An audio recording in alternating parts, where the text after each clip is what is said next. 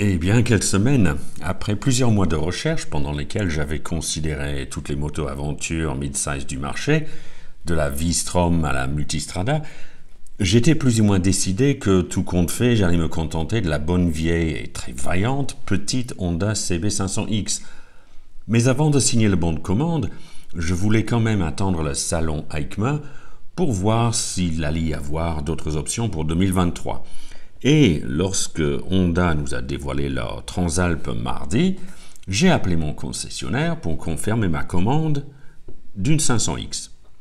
Cependant, quelques heures plus tard, j'ai publié ma vidéo sur la Transalp, qui utilise ces mêmes images et qui, 2 heures plus tard, avait reçu plus de 25 000 vues.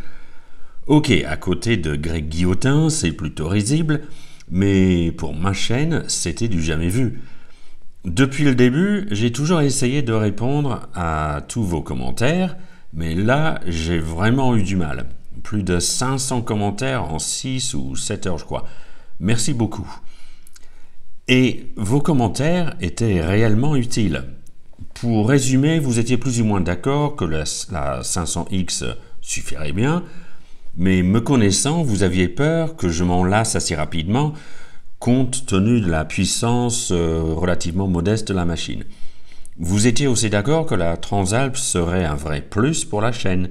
Comme l'a dit un abonné, je ne sais pas si YouTube a encore besoin d'un propriétaire de CB500X. Regardez un peu ce deuxième graphique. Les pics correspondent à peu près aux publications de nouvelles vidéos, dont certaines ont connu plus de succès que d'autres, bien entendu. Mais regardez à droite, ce pic-là, c'est ma vidéo sur la présentation de la Transalp mardi dernier. J'ai du mal à ignorer un succès de cette taille. Donc hier, jeudi, je suis retourné chez mon concessionnaire Honda pour modifier ma commande et donc je prends une Transalp en blanc au lieu de la 500X noire.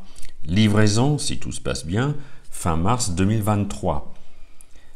Est-ce uniquement pour les vues? Non, pas tout à fait. J'aimerais mieux disposer de 92 chevaux plutôt que les 48 de la 500X pour les inévitables séquences autoroute. Mais effectivement, c'est vrai, c'est un nouveau modèle qui va intéresser plus de gens. La 500X est une très bonne machine, je sais parce que je possédais un millésime 2019, et j'aurais pu dépenser le delta sur des accessoires de chez Barkbuster et Rally Raid, mais la Transalp me donnait quand même envie, et pas seulement pour ma chaîne. J'aurais clairement préféré un réservoir un peu plus grand, un régulateur de vitesse et des pneus tubeless, mais ce sont des détails. Aucune moto n'est parfaite, n'est-ce pas? Et puis, contrairement à certains, son look me plaît bien, surtout en blanc. Honda nous livre ici une moto pile poil entre la 500X, un petit peu juste, et une Africa Twin un peu énorme et chère. Et ça me va.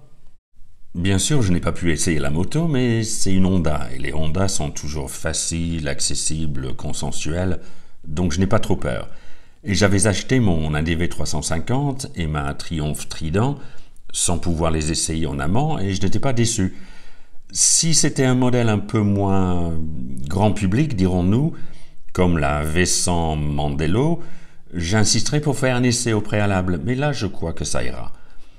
Eh bien voilà, je tenais juste à vous remercier tous pour vos commentaires qui m'ont été d'une grande utilité, et si jamais la Transalp me déplaît, ce sera de votre faute. Dans tous les cas, je vais m'arrêter là. Bon week-end et as always, thanks for watching.